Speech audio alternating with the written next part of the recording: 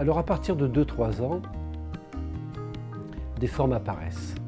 Des formes qu'on peut reconnaître comme reliées à des éléments de réalité. C'est une représentation du monde et aussi une histoire singulière.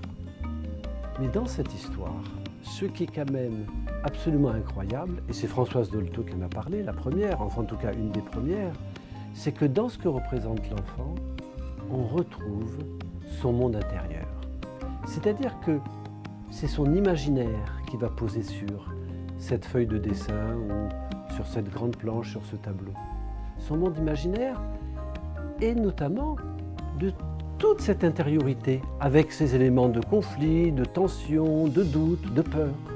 Il ne va pas en parler dans ces termes, mais elles font trace.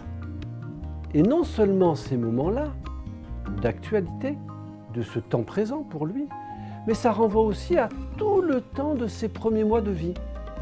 C'est-à-dire finalement ce qui va prendre trace grâce au mouvement du corps, c'est non seulement ce qui se passe dans la journée au moment où il est en train de dessiner, mais aussi c'est toute sa petite histoire. Et notamment des éléments qui lui font souci. Alors la plupart des parents ne s'en rendent pas forcément compte. Et ce n'est pas forcément intéressant pour eux de s'en rendre compte. Par contre, ce qui est tout à fait important, c'est qu'ils y soient attentifs. Attentifs, c'est-à-dire que finalement, de véritablement regarder ce dessin.